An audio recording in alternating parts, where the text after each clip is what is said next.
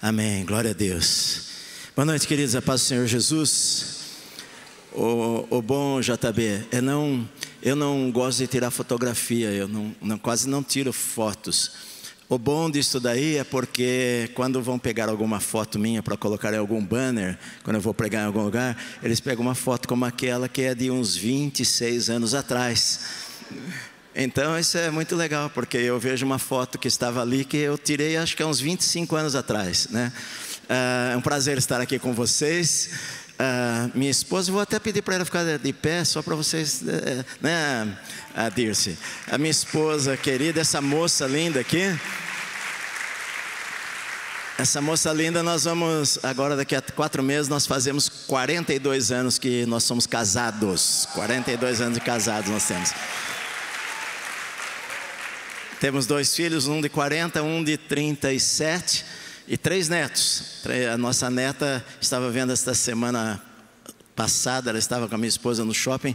Eu olhei assim, as duas de trás, nossa neta mais velha está mais alta do que a minha esposa já. Uma bênção. Sou pastor, vai fazer 45 anos que eu sou pastor. Estou no Ministério de Tempo Integral há 45 anos, praticamente, né? Vai fazer 45. Queridos, eu quero ler uns versículos com vocês na carta de Paulo aos Filipenses. Eu poderia ler qualquer versículo desta carta e falar o que eu vou falar para vocês. Porque, enfim, é uma carta tão rica que... Mas eu quero ler o finalzinho e falar um pouco desse livro aqui. Filipenses, no último capítulo 4, versículos, a saudação final, versículo 21 até o 23. E muitos de vocês talvez já ouviram pregações sobre esses versículos aqui, mas eu quero falar um pouco sobre essa carta. Saúdam, versículo 21. Saúdem cada um dos santos em Cristo Jesus. Os irmãos que estão comigo mandam saudações. Todos os santos mandam saudações, especialmente os da casa de César. A graça do Senhor Jesus Cristo esteja com o espírito de vocês. Amém. Amém, meus amados. Em 1978, saiu uma série de livrinhos no Brasil que ficaram muito conhecidas. E este versículo aqui, um desses últimos versículos, foi a base daquele livro de Robert Schuller, em 1978. Uma coleção, uns 4, 5, 6 livrinhos pequenos. E um deles dizia, o título era assim, Floresça onde você está plantado. E esta frase ficou conhecida. Ele contava ali a história de um homem chamado Ali Rafed, que tinha uma fazenda, e um dia um sacerdote passou naquela fazenda e, conversando com ele, falou sobre diamantes para ele. Essa história, na verdade, estava num livro já muito antigo chamado Acres de Diamantes, de um pastor. Esse livro tem uns 80, 90 anos. E a história contava a história de Ali Rafed. Ele era um fazendeiro no Oriente, e um dia passou um sacerdote na sua casa e contou para ele sobre diamantes, e aquilo deixou ele deslumbrado com aquilo. Olha, diamante é uma pedra tão preciosa, o brilho dela, uma faísquinha do brilho dela é mais forte do que o sol, e aquilo fez com que ele começasse a sonhar e um dia ter uma pedra daquela. O sacerdote disse para ele, uma pedra dessa vale milhões. Ali Rafed, ele era um homem feliz, ele tinha sua esposa, tinha sua fazenda, tinha os seus filhos, vivia uma boa vida. Mas a partir daquele dia ele começou a ficar perturbado, porque aquela palavra não saía da sua cabeça: eu preciso ter um diamante. Até que ele resolveu vender a sua fazenda e deixar a sua família, a sua esposa e seus filhos aos cuidados de uns amigos, de uns vizinhos, e resolveu viajar pelo mundo atrás desta pedra preciosa. Ele foi para a Palestina, foi para o Egito, viajou pelo Oriente e terminou na Espanha sem dinheiro, sem ter encontrado nada, e se suicidou na Espanha. Naquele tempo, chegou o sacerdote novamente para visitar aquela fazenda, e conversando com o novo proprietário, ele olhou para a estante, ele viu que tinha uma pedra lá, e que havia um brilhinho que saía daquela pedra, e ele perguntou para o fazendeiro, para o novo proprietário da fazenda: onde você encontrou essa pedra? Ele falou: eu encontrei no rio aqui, no riacho aqui da fazenda, eu fui levar os camelos para beber água, e lá nas areias, lá eu encontrei esta pedra. E o sacerdote olhou e falou: é um diamante, uma pedra muito grande. E eles correram lá para o rio, e ali foi descoberta uma mina chamada mina de Golconda, de onde foram descobertos diamantes que estão nas coroas, estão na coroa da rainha da Inglaterra, exposto no Museu do Louvre, e diamantes cor-de-rosas e pedras preciosas que estavam naquela fazenda, e aquele homem vendeu e saiu pelo mundo para procurar. E a moral da história era que você pode encontrar as melhores coisas da tua vida debaixo dos seus pés, e às vezes as pessoas não percebem que estão lá. Na mesma época também eu me lembro de ler um livro de uma outra frase que se tornou conhecida aqui no Brasil, que todo mundo conhece: a grama do vizinho é mais verde. Era um livro de capa verde e dizia que a grama do vizinho era mais verde do que a nossa. A moral da história do livro era de que a gente sempre tem a tendência a olhar para a cerca do lado e achar que a vida do outro é melhor do que a nossa vida. A insatisfação de muitas vezes pensar: bom, a minha vida não é tão boa como a vida daquela outra pessoa. E na verdade eu acho que nós temos muitas lições para tirarmos através da vida deste homem chamado Paulo, apóstolo Paulo, ou Saulo. Saulo é a versão grega do nome Saul, que foi o primeiro rei de Israel, que veio da tribo de Benjamim, de onde Saulo também veio. Saulo, na verdade, ele nasceu hoje, se nós colocarmos no mapa atual, seria a atual Turquia. Nasceu na cidade de Tarso. Ele cresceu, na verdade, entre três culturas da época. Ele era judeu, fariseu, criado debaixo de líderes fariseus. O seu pai era fariseu, aceita a crença mais religiosa que havia em Israel. Então ele foi criado debaixo de um ensino da lei de Moisés, criado numa cultura helenista grega, numa província romana da Cilícia. Então ele viveu em três culturas. A cidade de Tarso era uma cidade extremamente culta. Ali havia uma das três principais universidades da época. Havia uma Alexandria, e Tarso era uma destas cidades também. Saulo, ele deve ter sido de uma família rica, porque quando ele chega na adolescência, ele é mandado para Jerusalém para estudar com o mestre rabino mais conhecido na época, chamado Gamaliel, neto de Hilel, que é talvez até hoje considerado o maior rabino da história de Israel. Ele aprendeu ali a lei de Moisés, ele aprendeu a cultura judaica, e ele cresceu até a sua juventude em Jerusalém, debaixo do ensino de Gamaliel. Ele era um moço brilhante. A gente vê pelas cartas que até mesmo Pedro fala que algumas coisas que o nosso irmão Paulo escreve até é difícil de entender. Paulo, ele foi talvez o maior teólogo da igreja. A exposição das cartas de Paulo traz uma teologia que muitas vezes as pessoas acabam até distorcendo aquilo que Paulo escreveu. Nós quando lemos a carta de Filipenses, a gente vê Paulo estava preso em Roma, e nesta carta aqui a gente vê alguns versículos que todos nós sabemos de cor. A gente que é criado na igreja sabe de cor desde criança, né? Como aquele que começou a boa obra em vós, ele há de completá-la até o dia final.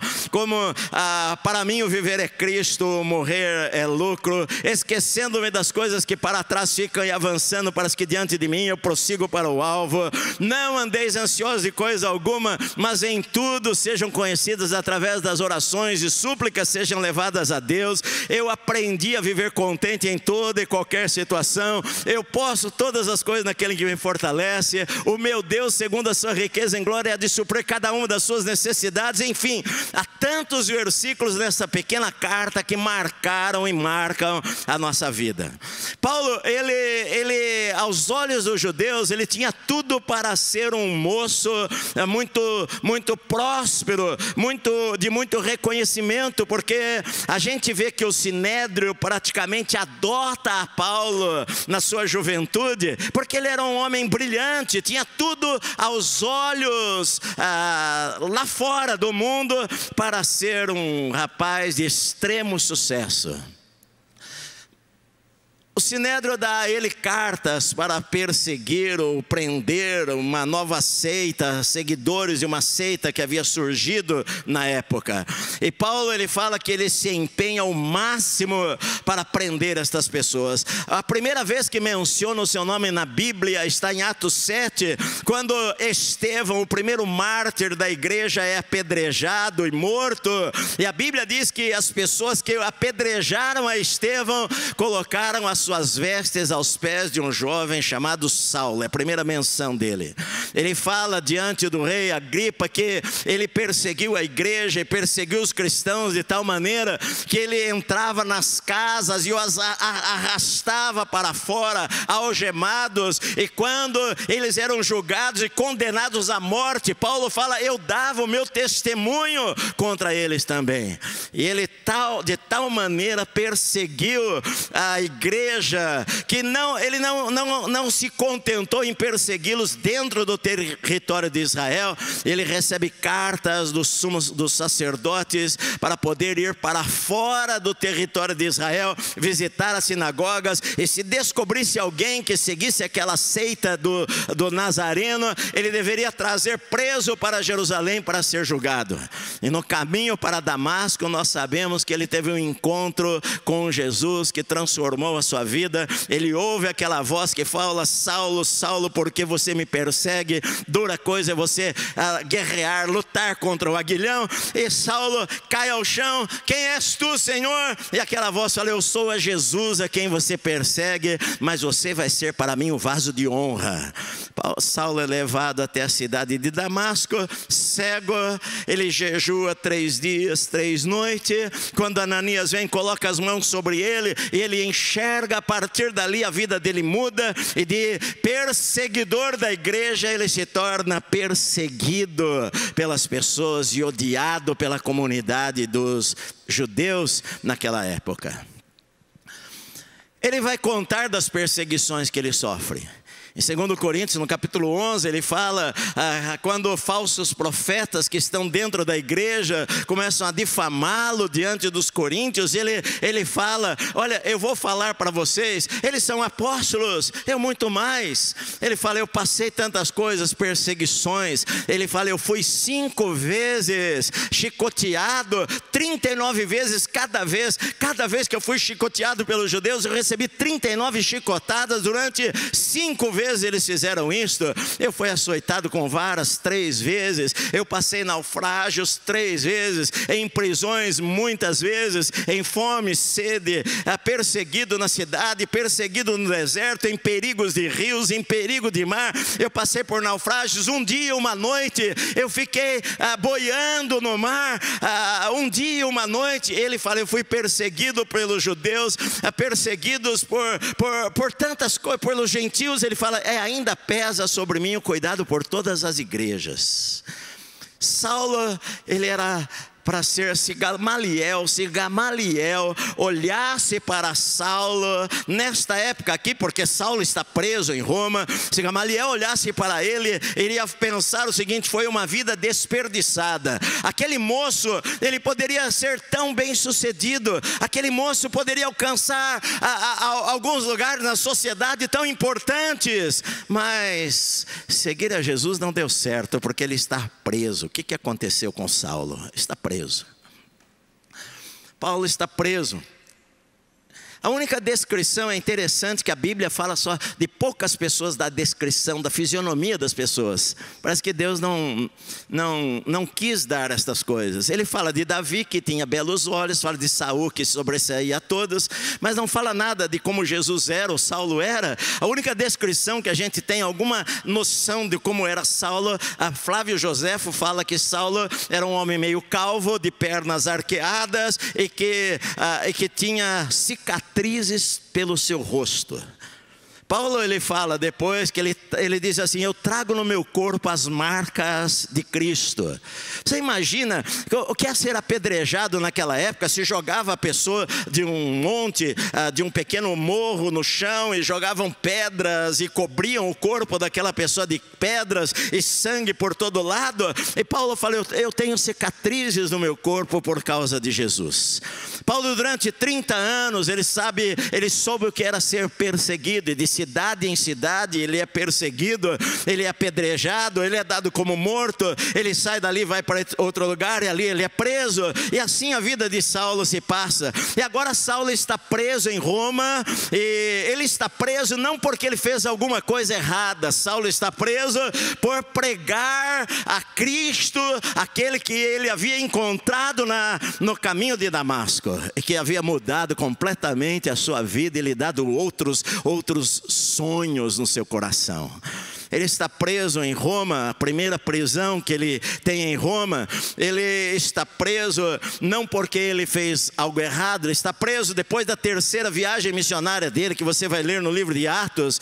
Ele é preso quando ele vai no templo para adorar a Deus, e ele é acusado falsamente de colocar lá no templo homens gentios que não poderiam entrar. Então os judeus gritam: este homem tem colocado gentios no templo, e aquela multidão alvoroçada agarra Paulo e o espanca na frente de todas as pessoas, de maneira que a guarda do templo tem que intervir, senão Paulo iria ser linchado ali naquele lugar. Eles pegam a Paulo e o prendem, levam para Cesareia Marítima. Paulo fica 2 anos preso em Cesareia Marítima. Então os judeus, tramando matar a Paulo, eles pedem um julgamento de Paulo em Jerusalém, e quando os soldados vão para querer buscar a Paulo em Cesareia para levá-la a Jerusalém, o sobrinho de Paulo descobre que é uma trama, na verdade, para matarem a Paulo no caminho. Avisa a Paulo, então Paulo apela para César. Ele era cidadão romano e ele apela para César,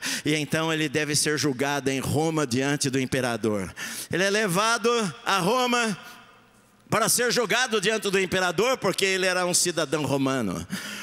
E vocês se lembram, Atos 27, 28, quando ele está lá no mar, ele naufraga, cai na ilha de Malta, até que ele chega a Roma, e ele é colocado em uma casa, uma prisão domiciliar, porque ele, como cidadão romano, tinha direito a isto, e as prisões eram mais lotadas do que são hoje no Brasil, por exemplo, as prisões romanas. Ele então pôde estar em uma casa alugada, desde que ele arcasse com as despesas da casa e o tempo inteiro estivesse acorrentado a soldados romanos. E Saulo está nesta casa. Ele fica preso por mais ou menos 2 anos aí nesta casa. Saulo, ele fazia tendas. Era a profissão que ele aprendeu com seu pai. Os judeus aprendiam com os pais as profissões. Mas ele, preso, não poderia fazer alguma coisa. Os irmãos o ajudavam, mas muitas vezes ele fala que passou necessidades muitas vezes. A notícia de que Paulo está preso vai se espalhando. Não havia e-mail, o correio não era rápido. Então, meses depois, a notícia chega até a cidade de Filipos, e Paulo havia passado por Filipos 10 anos antes, e começado digamos, uma igreja ali naquele lugar. Na prisão, Paulo foi preso em Filipos. Você se lembra? Paulo e Silas na prisão, perto da meia-noite, com os pés no tronco. Ao invés deles reclamarem da vida, eles cantavam louvores a Deus e oravam, e Deus enviou um terremoto que sacudiu aquela prisão, e o carcereiro ia se matar, e Saulo fala: não, pare, não faça isso, nós estamos aqui. E naquela madrugada o carcereiro e toda a sua casa foram batizados ali naquela prisão, e ali começa uma igreja, a igreja de Filipos, dos filipenses. Os filipenses ouvem a notícia de que Saulo está preso em Roma, e eles amam a Saulo. Então eles resolvem lá levantar uma oferta, recolher dinheiro, recolher coisas para mandar para Saulo, para ajudá-lo. E através de um homem chamado Epafrodito, um dos líderes da igreja, eles mandam a mais de 1.200 quilômetros de distância esta oferta generosa, abundante para Paulo, que traz alegria no seu coração, não por causa do dinheiro, porque ele fala isso na carta: eu me alegrei não porque eu preciso de alguma coisa, porque eu aprendi a viver contente em toda e qualquer situação, mas eu me alegro porque isso que vocês estão fazendo, na verdade, é como se vocês estivessem juntando um tesouro diante de Deus, e Deus vai recompensar. O meu Deus, segundo a sua riqueza em glória, há de suprir cada uma das suas necessidades. Eles mandam esta oferta para Saulo, e como gratidão, Saulo resolve mandar uma carta para eles, agradecendo, que é esta carta que nós temos na mão aqui, que é Filipenses. Esta é a razão desta carta. É uma carta de gratidão. E embora Saulo estivesse preso, acorrentado a soldados romanos, ele está feliz da vida. Os teólogos consideram o tema desta carta como sendo alegria. Alegria, porque as páginas de Filipenses transbordam alegria. Eu preguei uma série no livro de Filipenses, há 2 anos atrás, uns 30 sermões nesta carta aqui. E um dos versículos que eu estava lendo no avião, ele fala assim no capítulo 2, versículo 17: entretanto, mesmo que eu seja oferecido como libação sobre o sacrifício e serviço da vossa fé, eu fico contente e me alegro em todos vós. O que ele está falando isso daí? Ainda que eu seja oferecido como libação, eu estou feliz, eu estou contente. O que era a libação? Libação era a última oferta que era colocada sobre o sacrifício, a oferta queimada. Lá na lei nos Levíticos, a oferta queimada é você pegava o cordeiro e queimava totalmente até os ossos, tudo virar cinza. Era um significado de uma consagração total daquilo da sua vida para Deus. Isso o que significava. E sobre aquela oferta queimada, eles derramavam ou vinho, ou azeite, ou mel, e em cima, o vinho ao cair, ele evaporava e subia um cheiro, e aquele cheiro era chamado de aroma suave. A libação, era chamado libação, aquela oferta líquida que era derramada, era a última parte do sacrifício que era entregue para Deus. E Paulo usa essa expressão: ainda que eu seja oferecido a Deus como a última parte do sacrifício da minha vida, nisto eu me alegro, eu fico feliz. Que coisa impressionante. Como o pastor JB falou agora há pouco, tem pessoas que reclamam da vida, reclamam de onde estão, reclamam de tudo que acontece, não sabem viver uma vida feliz, não sabem reconhecer o lugar onde elas estão agora e se alegrar ali, independente da circunstância ou situação que ela esteja passando. Paulo, ele está preso. No capítulo 1 ele fala assim: eu quero, porém, irmãos, que vocês saibam que as coisas que têm me acontecido têm contribuído para o bem do evangelho. Porque muitos, vendo eu em algemas, em prisões, eles ousam a pregar a Cristo com mais ousadia ainda. É verdade que alguns pregam a Cristo por inveja e porfia, outros pregam por amor, mas que me importa? Desde que Cristo seja pregado, nisto eu me alegro e me alegrarei. Então você vai ver uma carta cheia de alegria, cheia de alegria. Paulo está preso, mas ele está feliz. Então ele manda esta carta aos Filipenses para agradecer pelo cuidado que eles tiveram com ele. Este final de carta, na verdade, Paulo, ele está mandando a saudação. Ele fala que todos os santos, os irmãos que estão com ele, porque nesta casa ele tinha, embora Paulo estava preso, a gente lê que havia Aristarco, estava preso com ele também lá. Ele escreve 4 cartas nesse período que ele está preso em Roma. Ele escreve Filipenses, Colossenses, Efésios e Filemão, que são chamadas cartas da prisão. Essas 4 cartas ele escreve neste período aí. Ele não está reclamando da vida, ele está feliz da vida, ele é grato a Deus, ele é grato aos irmãos. Ele escreve palavras maravilhosas que a gente lê, que decora esses versículos aí. Agora, ele saúda os irmãos. Todos os santos mandam saudações para vocês, especialmente os da casa de César. Muitas pessoas ao longo dos séculos pensaram: quem que seriam essas pessoas da casa de César a quem Paulo se refere? Eu particularmente, eu vejo que seriam soldados da guarda pretoriana, que ele fala no capítulo 1, a guarda do imperador, que estava algemada com ele 24 horas, os guardas mudavam de turno, saíam 2 guardas e entravam outros, e, enfim, Paulo passou ali 2 anos preso, acorrentado à guarda pretoriana, que era a guarda oficial do imperador, era uma guarda reservada para presos especiais, e Paulo passou 2 anos acorrentado ali. Muitos pensam o seguinte: será que esses da casa de César, porque César, nessa época o imperador era Nero, quem seriam todos os santos, os saúdo, especialmente os da casa de César? Alguns pensaram, será que eram escravos que trabalhavam no palácio do imperador, na casa de César? Será que era alguém da família do imperador?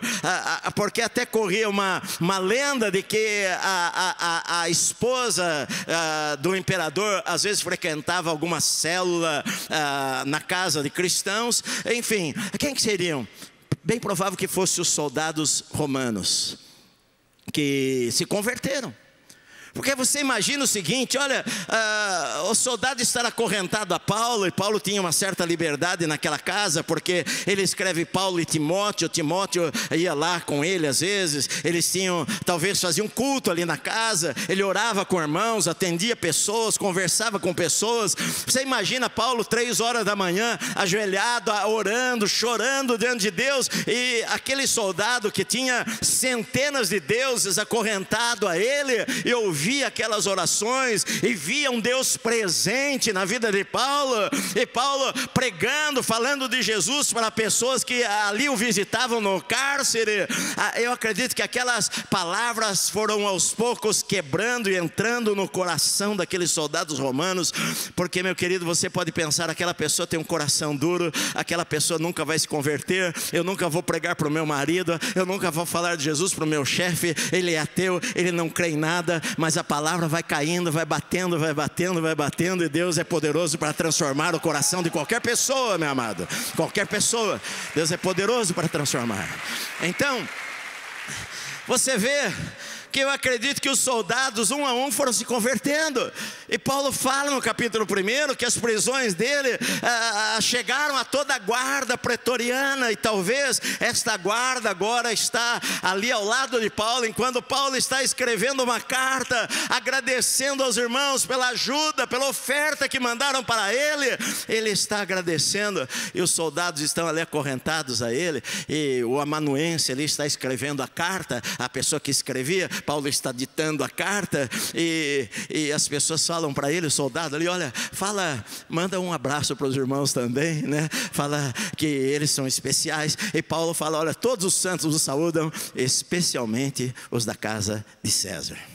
Glória a Deus, glória a Deus. Agora, algumas lições, contei toda essa história aí para tirar algumas lições para nós desse texto aqui, na verdade. Primeira coisa, eu preciso aprender a enxergar as possibilidades onde eu estou. Isso é importante. Enxergar o lugar onde eu estou, porque Paulo ele estava preso, não era nenhum palácio, talvez era uma casinha pequena de um quarto, uma cozinhazinha, e sem quase recursos nenhum ali. Ele corre o risco de ser morto, ele vai ser julgado, ele não deve morrer, ele deve ainda sair e viajar, e talvez por 2, 3 anos, depois ele é preso novamente, e depois ele escreve a sua última carta, que é 2 Timóteo, que ele fala, quanto a mim o tempo da minha partida é chegado, eu já estou sendo oferecido como libação, ele usa a mesma palavra, a minha vida está já sendo oferecida, o tempo da minha partida é chegado. Então olha só, eu tenho que entender, enxergar as possibilidades de onde eu estou no momento. Eu preciso enxergar, porque na verdade não é o lugar que faz a minha vida, é eu que faço o lugar, meu amado. Porque muitas pessoas vivem reclamando da sua vida, do lugar em que elas estão, mas elas não percebem que elas podem transformar aquele lugar. De alguma maneira, Paulo está preso, você não vê Paulo reclamando da vida, você não vê Paulo falando, Deus, olha, eu fui fiel 30 anos da minha vida, eu servi ao Senhor, eu estou todo marcado, Senhor, olha, eu fui dizimista a vida inteira na igreja. Você não vê Paulo reclamando de nada, ele está feliz, ele está preso, e ele está ali naquela prisão, e ele está está ali falando de Cristo às pessoas, e a própria guarda que o prende, os soldados que o prendem, se convertem ao Senhor. Ou seja, eu tenho que enxergar por que eu estou aqui, qual é o propósito de Deus na minha vida. Porque, meu querido, Deus nunca quer nos esmagar. Não, Deus não é contra você, Deus é por você, meu amado. Deus não está brigando com você, Deus está querendo abençoar a sua vida. Então não importa o lugar que eu esteja, Deus tem um propósito que às vezes eu não consigo entender o porquê daquilo ali. Então eu preciso aprender a ver o melhor das coisas em qualquer situação, a não ser pessimista em qualquer momento da vida. Eu não preciso ser pessimista, sabe? Eu há muito tempo atrás eu vi uma frase que me marcou bastante também, que a tragédia nunca vai ser a última notícia para a vida de um cristão. Nunca é a última palavra para a tua vida. Talvez hoje você esteja passando um momento difícil na sua vida. Talvez hoje você pense, bom, eu estou mais ou menos como Paulo em uma prisão, e você não consegue enxergar além daquilo ali. Você precisa levantar os seus olhos, porque depende de como você vê as coisas. Certa vez eu li uma coisa, havia 2 homens numa prisão, e eles olhando para a rua, diante da cela, da grade da cela, um olhava para o céu e via as estrelas, outro olhava para o chão e via a lama. Depende de onde você coloca os seus olhos. É aquela história de que uma fábrica de sapato mandou o vendedor, um foi lá para o lugar, lá chegou lá, não tinha ninguém usando sapato, ele voltou com a má notícia, falando, olha, não adianta mandar vendedor de sapato para lá, porque ninguém usa sapato. Aí o outro veio e falou, olha, nós vamos estourar de vender sapato lá, ninguém usa sapato, ninguém tem sapato. Depende de como você vê as coisas. Paulo não via o cárcere como o fim da carreira. Paulo não via a prisão como a derrota. Paulo não via a prisão como o fim da história. Ele via como uma oportunidade para ser bênção ali naquele lugar que ele estava lá. E ele nenhuma vez ele cita, ele diz assim, eu sou prisioneiro de César. Ele escreve aos Efésios na prisão e ele fala, eu, Paulo, prisioneiro de Cristo Jesus. Porque a segunda coisa, meu amado, segunda coisa que eu preciso entender, que Deus tem o controle da história. Você sabe disto? Você acredita nisso de todo o teu coração? Eu entreguei a minha vida a Cristo há quase 50 anos. Eu era adolescente, morando no interior de São Paulo, falando porta. Cheguei em São Paulo para fazer escola bíblica com 17 anos. Deus havia me chamado lá no quarto da minha casa, caipira. Até hoje o pessoal me zoa de usar xadrez, porque a minha esposa casou comigo porque Deus foi misericordioso. Eu usava camisa xadrez, calça verde, cinturão, sapato de qualquer cor. É uma figura. Mas Deus me chamou. Eu fui para São Paulo para fazer escola bíblica quando eu tinha 17 anos. E eu vejo até hoje a mão de Deus sobre a minha vida. 1982, eu estava numa cidadezinha do interior do estado de São Paulo, abrindo uma igreja, numa cidade muito pequena. 1982, eu me lembro até hoje, começo do ano, próximo do carnaval. Uma cidade de 4.000 habitantes, mas eu ouvi o barulho da escola de samba da cidade ensaiando. Eu tinha dinheiro para chegar até a cidade vizinha, a 12 quilômetros dali. Eu me lembro até hoje, eu cheguei naquela cidade, o ônibus desceu, era umas 9 horas da noite, e eu peguei a minha mochila, coloquei nas costas e fui na beira da estrada andando a pé. Quando o farol do carro dos carros vinham, batiam luz e eu andava mais rápido, porque na escuridão, quando não tinha carro nenhum, um interiorzão de São Paulo, não tinha carro nenhum, eu pisava nos buracos. Eu fui chegar lá naquela cidade, começo de 1982, e fui dormir, aluguei um salãozinho ali, cabia um carro, uma garagem de um carro, coloquei 3, 4 banquinhos, e eu dormi ali 4 meses, cobri ali com um lençolzinho, e comecei a pregar ali. Uma pessoa da Assembleia de Deus deixava eu tomar banho na casa dela, eu tomava banho na casa daquela família lá, e ia para o salãozinho, dormia ali, e ali eu coloquei uma plaquinha lá, ensina-se violão, e de graça praça, aí apareceram uns malucos lá para aprender violão. Eu sabia dó, ré, mi, fá, e aí dava aula de violão ali. Não tinha dinheiro para nada. Quando eu era criança, tinha uma propaganda na televisão que dizia assim: Nescau, sabor que alimenta. Então eu comprava Nescau e tomava Nescau de manhã. Toddy, sabor que alimenta. É Toddy, né? Você se lembra? Não fala que você se lembra, que eu vou saber a tua idade. Toddy, sabor que alimenta. Eu ponho um prato, eu tinha um prato e uma colher. Eu ponho um prato, enchia de leite e Toddy, tomava café da manhã, almoço, jantar, café da manhã, almoço, jantar. Quase 4 meses eu fiz isso daí, sem comer almoço, nada, comia aquilo ali, dormia ali no banco e pregava. Até que um dia, um pessoal da Renovação Carismática me convidaram para pregar para eles. Eu fui pregar lá na Igreja Católica, e houve uma revolução na Igreja Católica, e dali saíram 2 pastores dali. Em 4 meses. Em 4 meses o salãozinho tinha gente, ficava na rua lotado de jovens, de gente lá cantando, adorando a Deus. Mandaram bater em mim. Eu estava lá, eu me lembro, eu estava sentado no salão umas 10 horas da noite com a minha Bíblia ali lendo. A porta, aquela porta de aço que roda assim para cima, estava assim aberta. O cara pegou, levantou com tudo.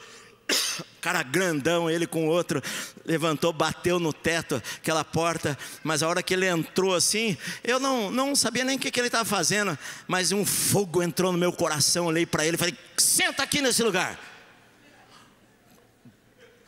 O cara ficou assim. Sentaram os 2, eu comecei a falar de Jesus. Eu estou aqui nessa cidade por causa disso. Jesus ama você. E de repente eu vi aquelas lágrimas escorrendo no olho daquele moço. Ele falou para mim: pastor, quero dizer para você, eu vim aqui para bater em você, para que você vá embora desse lugar. Mas se alguém nessa cidade mexer com você, por favor, me avise. Eu falei: então tá bom, até aviso. Eu sei que Deus controla todas as coisas, meu amado. Deus controla todas as coisas. Acho que o ano retrasado eu preguei na minha igreja. Eu prego muito livros da Bíblia. Eu preguei acho que 58 domingos na carta de Romanos, que para mim é uma dos livros mais difíceis. Eu preguei 64 vezes no Evangelho de Marcos, todo domingo à noite. E eu agora comecei Atos domingo passado. Mas a última série terminei em dezembro. Há 2 meses eu preguei na carta de Judas. Mas eu preguei Filipenses umas 25 vezes. E eu me lembro que quando eu fui pregar Romanos, Paulo ele escreve Romanos quando ele está em Corinto.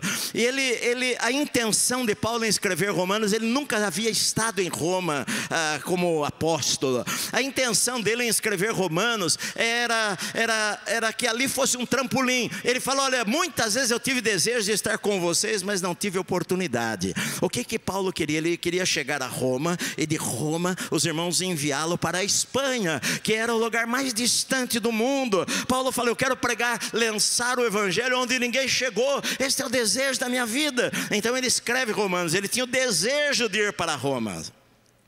Mas agora Paulo está em Roma, não da maneira como ele queria. Ele é levado para Roma preso, porque você tem os teus pensamentos, mas Deus tem os pensamentos dele.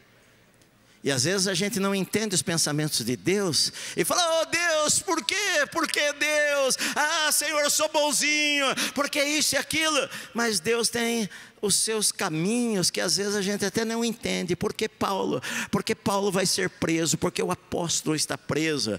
Quer dizer, eu quero dar 2 razões pelo menos porque eu vejo que Paulo está preso. Paulo era imparável, ele não parava. Ele batiam nele numa cidade, ele ia para a próxima. Batiam na outra, ele ia para a próxima. Apedrejavam na outra, ele ia para a próxima. Ele era preso, ele ia para a próxima. Enfim, era essa vida de Paulo. E de repente Paulo está preso 2 anos em Roma, e ele escreve 4 cartas. Aliás, eu acredito que Paulo não fazia ideia, quando ele escreve a carta de Filipenses, quando ele escreve Colossenses, ele não tinha ideia. A intenção dele era que aquela igreja lesse a carta e os irmãos se sentissem agradecidos. A minha intenção é agradecer. Paulo não fazia ideia, talvez, que 2000 anos depois a gente estaria lendo aquela carta e chorando ao ler aquelas palavras, meu amado. Deus permitiu que Paulo ficasse ali para que ele escrevesse e abençoasse gerações e gerações e gerações de pessoas, meu querido. Falei para você que Paulo tinha liberdade de conversar com pessoas. Neste período, acontece uma história aqui de uma carta que ele manda aqui também. Paulo escreve Colossenses e Paulo escreve Filemão. Qual é a história de Filemão? Filemão é a história de um escravo chamado Onésimo, que significa inútil. Onésimo era escravo de Filemão na cidade de Colossos. Eles moravam em Colossos. Filemão, Onésimo escravo, ele planeja fugir. Ele rouba o seu senhor e foge. Um escravo, se ele era pego, ele era morto. Então Onésimo resolve fugir para o lugar mais distante que ele imagina. Um escravo, eu não vou fugir para um lugar pequeno, eu vou fugir para a capital do império, mais de 1000 quilômetros de distância. E ele talvez leva meses para chegar lá de carona, em carroça, andando a pé. E ele chega até Roma. Havia mais de 1 milhão de habitantes em Roma naquela época. No meio da multidão eu vou passar desapercebido. Nunca mais o meu senhor Filemão vai ter notícias de mim. E Onésimo está em Roma. Nós não sabemos o que aconteceu, mas alguém talvez levou Onésimo até a prisão, a casa onde Paulo estava preso.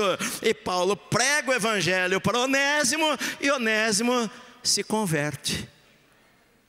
Paulo fala: Onésimo eu gerei em cadeias, meu filho na fé. Onésimo fica ajudando Paulo ali na casa, talvez ali ajudando a fazer comida, talvez ajudando a lavar a roupa de Paulo, ajudando Paulo em alguma coisa. Só que chega um momento em que as coisas precisam ser acertadas. Meu querido, se eu roubei o banco, não basta eu pedir perdão para Deus, eu tenho que ir lá e devolver o dinheiro. Tem que acertar as coisas. Talvez Paulo chegou para Onésimo e falou o seguinte: Onésimo, é hora de você acertar as coisas com teu senhor Filemão. É hora de você voltar para lá. Vou mandar o pastor Tíquico com você. Vocês vão levar 2 cartas. Uma carta para a igreja de Colossos e uma carta vocês vão levar e vai entregar ao seu senhor Filemão. E lá vai Tíquico e Onésimo até a cidade de Colossos. Chegando lá, eu fico imaginando, eu leio a Bíblia, eu fico imaginando a cara de Filemão ao ver o escravo e pensando: hoje eu vou matar você. De repente entrega a carta que nós temos na nossa mão, que você lê uma folha que Paulo escreveu. E Paulo escreve: meu amado Filemão, ele começa elogiando a Filemão, falando: você sempre foi muito fiel, um abraço para você, para tua esposa, o teu filho, meu cooperador no evangelho. Ele fala o seguinte: olha, eu estou mandando a você a Onésimo, a quem eu gerei nas prisões, porque ele foi inútil para você, mas agora ele é útil não só para você, mas como para mim também. Se ele deve alguma coisa para você, coloca na minha conta, para não dizer que você me deve a sua própria vida, porque foi através da minha pregação que você foi salvo. Recebe-o não como um escravo, mas recebe-o como um irmão, não somente na carne, como um ser humano, mas como um irmão em Cristo. A gente não teria uma carta tão linda se Paulo talvez não estivesse preso. Ele estava lá. Sabe aquele negócio de você estar no lugar certo, na hora certa, que Deus não tem coincidências, Deus tem providência. Deus tem providência. Você não está aqui por acaso, meu querido. Deus já viu você aqui pela providência dele. Então, meu querido, eu tenho que entender que Deus tem um propósito. Eu preciso enxergar. É aquele ditado: te der o limão, faça uma limonada, meu amado. Aprenda a olhar a vida na perspectiva de Deus, que você não está ali por acaso. Eu não nasci naquela família por acaso. Eu não moro naquele bairro por acaso. Eu não estou naquela cidade por acaso. Eu estou ali porque Deus tem um plano para a minha vida naquele lugar. Eu nasci na família certa, eu nasci na cidade certa, eu estou na igreja certa, eu estou servindo a Deus aqui nesse lugar, porque Deus me colocou aqui, porque Deus tem um propósito para a minha vida, meu amado. Eu preciso descobrir qual é o propósito de Deus. Eu preciso saber que eu posso dar frutos onde Deus me colocou, seja numa prisão, seja no lugar mais pobre da cidade, seja no bairro mais pobre da cidade. O que Deus tem para a minha vida? Me lembro, um pastor chegou para mim. Eu prego bastante em conselhos de pastores no estado de São Paulo. Eu sou presidente do conselho de pastores há muitos anos lá. Eu sempre vou pregar, quase toda semana eu vou pregar em alguma cidade no interior de São Paulo. Às vezes para pastores, às vezes para muitos, às vezes para 15, 20. Eu me lembro, eu estava numa cidade muito pobre, muito pobre. E um pastor veio à frente ali depois do culto, chorando, e falou para mim: pastor, eu quero dizer para você, eu estava para desistir de tudo. Eu sou pastor no bairro mais pobre da cidade aqui. A cidade já é pobre, mas eu sou pastor lá. É um salãozinho tão pequenininho, e só vai umas 10 crianças lá. A gente não consegue pagar aluguel, a gente não consegue fazer nada. Eu falei: eu vou desistir, o que eu estou fazendo aqui? Eu estou perdendo meu tempo. Mas Deus falou comigo que aqui é um lugar que eu posso ser bênção. Não importa se Deus me colocou aqui, é porque Ele tem um propósito para a minha vida. É isso que eu preciso entender na minha vida, porque isso vai fazer eu ter um coração mais grato, meu amado. Isso vai fazer eu ser feliz em qualquer situação, qualquer circunstância. Isso vai fazer com que eu aprenda. Não é uma coisa que eu nasci assim, não. A minha natureza é reclamar, a minha natureza é murmurar, a minha natureza é estar descontente com as coisas. Paulo, ele fala: eu aprendi a viver contente em toda e qualquer situação. Eu sei estar feliz quando eu tenho tudo. Eu sei estar feliz quando eu não tenho nada. Eu sei estar feliz quando aparentemente eu estou no topo da montanha. Eu sei estar feliz quando aparentemente eu posso estar até num vale ou numa prisão. Eu posso todas as coisas naquele que me fortalece. Esse é o contexto do versículo, meu amado. A gente gosta de citar o versículo, mas na primeira luta a gente está descabelado, a gente está desesperado, a gente está reclamando da vida, a gente está falando, como tinha um desenho quando eu era criança também, do rádio lá: ó céus, ó terra, ó vida, só reclamando de tudo. Eu preciso aprender. A chave de Filipenses é: alegrai-vos sempre no Senhor. Outra vez eu digo: alegrai-vos no Senhor, porque é aquele que comanda a história é o nosso Deus. Como nosso querido irmão cantou: os reinos desse mundo vão passar, vão desaparecer, mas o Senhor continua sentado sobre um alto e sublime trono, reinando sobre todas as coisas e circunstâncias da nossa vida, meu amado. Ele continua sendo Deus, Ele continua sendo o Rei da história. Então por que eu vou temer? Eu sei a quem eu sirvo. Por isso que Paulo, numa prisão, ele está feliz da vida. Por isso que Paulo, em uma prisão, ele fala: ainda que eu seja oferecido por libação, ainda que eu seja morto, para mim o viver é Cristo e o morrer é lucro. Nisto eu me alegro também. Aprenda que Deus quer o melhor para você. Deus é bom. Eu é que sei, Ele diz, os pensamentos que eu tenho a teu respeito, pensamentos de paz e não de mal, para te dar uma esperança e um futuro. É isso que Deus fala: te dar esperança e um futuro. Aprenda a produzir fruto em qualquer lugar. Deixa eu só terminar com uma história rapidinho, 2 minutos. Eu li isto, você pode colocar no Google lá: Dr. William Leslie, missionário. Coloca lá no Google, você vai ficar surpreso com isso daí. Ele foi em 1912. Dr. William Leslie era um médico. Ele foi para o Congo para pregar o Evangelho. Ele gastou 17 anos da sua vida lá. Ele ensinou índios a lerem, ensinou índio o alfabeto. Voltou 17 anos depois para os Estados Unidos, fracassado, sentindo fracassado, porque ele não viu conversões ali naquele lugar. 1912, ele morreu frustrado, pensando: 17 anos da minha vida eu dei nas florestas do Congo e nada aconteceu. 1912. 2010, coloque no Google que você vai achar essa história lá. 2010, uma missão americana resolveu mandar. Eles pensavam o seguinte: nós sabemos que acreditamos que aquelas tribos lá ao longo do rio, elas têm alguma noção talvez do nome de Jesus. Eles mandaram uma equipe missionária com pequenos aviões, sobrevoaram a floresta. Eles sobrevoaram, desceram num lugar lá, missionários, para pesquisar a região. Eles ficaram surpresos, porque ao longo de mais ou menos 50 quilômetros à beira do rio, havia tribos indígenas. Todas as tribos que eles passaram, eles encontraram uma pequena igreja. Tinha coral. Ele falou, eles não chamavam de coral, mas tinha coral. Eles não tinham Bíblia, mas eles falavam, os pastores falavam francês, e tinham Bíblia em francês.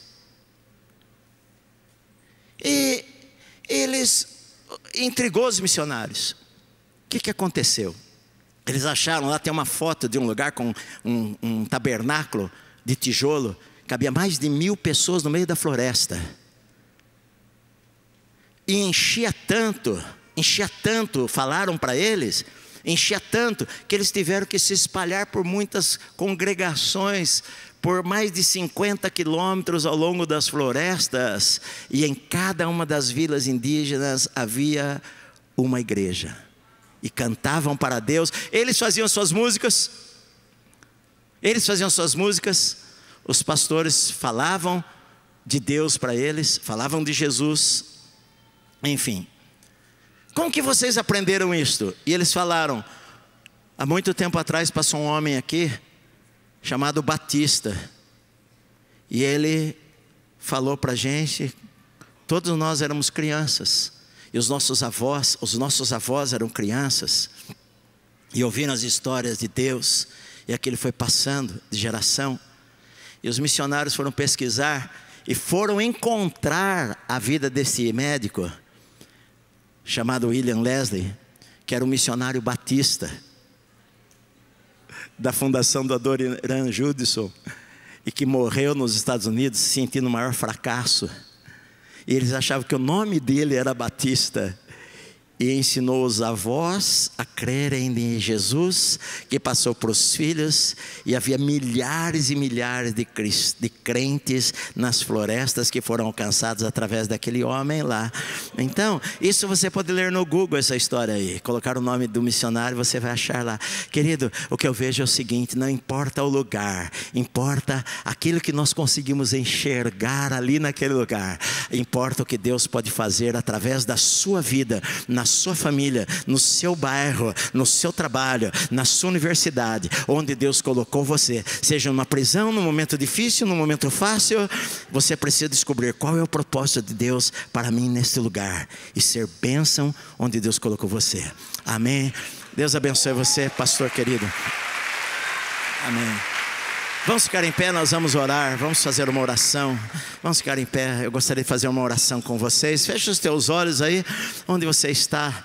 Senhor querido, a nossa vida está diante de Ti, Pai. Os nossos sonhos, os nossos projetos, os nossos planos, a nossa vontade, tudo que nós temos é do Senhor e é para o Senhor, e nós oferecemos a Ti com todo o nosso coração. Senhor, eu sei que talvez tenham pessoas que entraram neste lugar nesta noite desesperadas, com problemas que elas pensam que são insolúveis, mas o Senhor continua sentado sobre um trono, reinando sobre todas as coisas, e o Senhor tem todo o poder e toda a autoridade. O Senhor reina na bonança ou na tempestade. O Senhor continua sendo o nosso Deus. O Senhor é um Deus de propósitos, e nós precisamos descobrir em cada lugar por que nós estamos ali e o que é que nós podemos produzir para o Senhor ali naquele lugar. Nós queremos viver uma vida feliz a cada dia, Senhor, independente da circunstância que nós vivemos, independente do momento que nós vivemos, porque os nossos olhos não estão colocados nas circunstâncias, os nossos olhos estão colocados no Senhor, que domina sobre tudo e que tem o melhor projeto para a nossa vida. E nós somos gratos a Ti nesta noite, em nome do Senhor Jesus, em nome de Jesus. Amém. Glória a Deus. Deus abençoe, queridos. Obrigado.